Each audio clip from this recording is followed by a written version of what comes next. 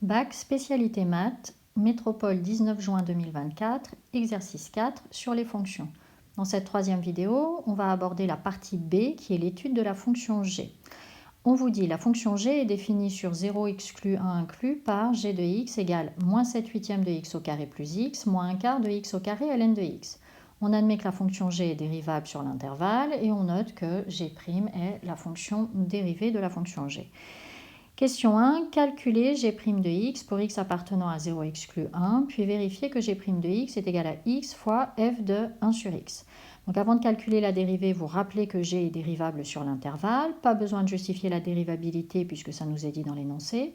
Et ensuite, je vous conseille d'attaquer directement le calcul de la dérivée. Ne faites pas la dérivée au brouillon. 1, ça vous fait perdre du temps. Et 2, vous risquez de faire des erreurs de recopiage. C'est déjà arrivé à certains de mes élèves et au bac. Et ensuite, je sais que certains d'entre vous ont l'habitude de poser u de x égale, v de x égale, w de x égale, etc. Ça aussi, c'est une perte de temps. Il est plus intéressant d'analyser la structure de l'expression et de voir quelle formule appliquer. Donc justement, c'est ce qu'on va faire ici. Si on regarde l'expression qui vous est donnée pour g de x, donc on voit que la fonction g est une somme de fonctions, mais on peut repérer deux parties. Il y a cette première partie qui est le moins 7 huitièmes de x au carré plus x, et la deuxième partie qui est le moins 1 quart de x au carré ln de x avec ce x au carré ln de x qui est un produit. Donc on devra appliquer la formule du produit. Alors on commence par la première partie. Pour tout x appartenant à 0 exclu 1 inclus, g' de x égale donc moins 7 huitièmes de x au carré. On a notre moins 7 huitièmes qui est une constante multiplicative, donc elle reste. Et la dérivée de x au carré, c'est 2x. Ensuite, on a plus 1 qui est la dérivée de x. Et ensuite, on a moins 1 quart fois x au carré ln de x. Donc notre moins 1 quart est une constante multiplicative, donc elle va rester. Et on ouvre un crochet dans lequel on va mettre la structure de la formule pour une dérivée de produit. Donc x au carré ln de x, c'est x au carré fois ln de x, c'est donc de la forme u fois v. Et la dérivée de u fois v, c'est u'v plus uv'. Donc on va écrire nos 4 parenthèses qui correspondent à la structure de la formule dont on a besoin, chacune des parenthèses accueillant u', v, puis u et v'.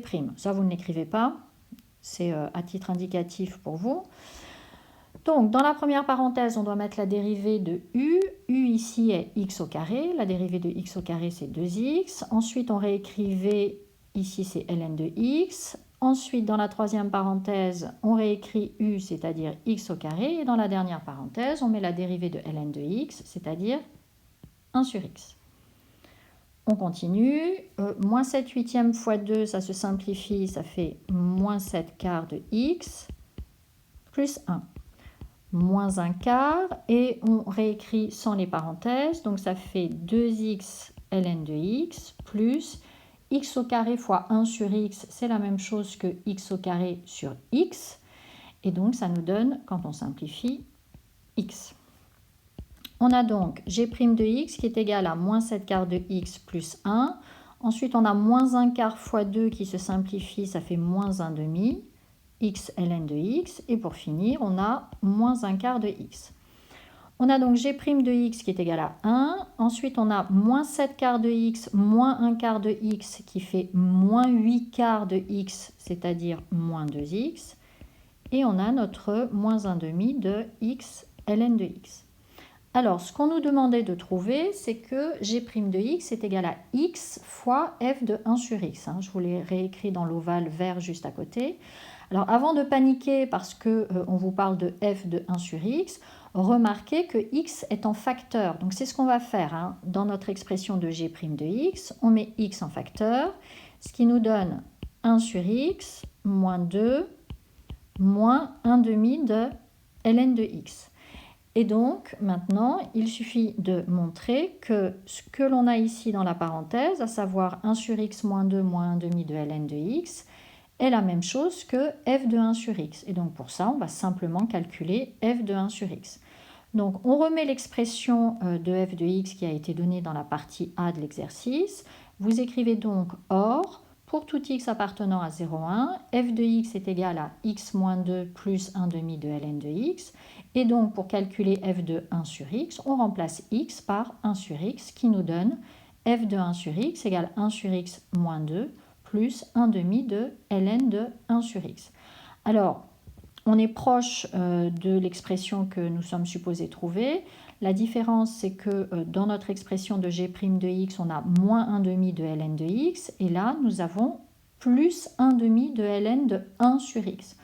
On va donc utiliser la formule du cours qui nous dit que ln de 1 sur b est égal à moins ln de b, et donc remplacer notre ln de 1 sur x par moins ln de x, ce qui nous donne finalement f de 1 sur x égale 1 sur x moins 2 moins 1 demi de ln de x, ce qui correspond exactement à ce qu'on a trouvé dans la parenthèse au-dessus. Et donc vous concluez, on a bien g' de x qui est égal à x fois f de 1 sur x pour tout x appartenant à l'intervalle 0 exclu 1. Vous encadrez votre résultat et on se retrouve dans la prochaine vidéo pour la fin de cette partie B.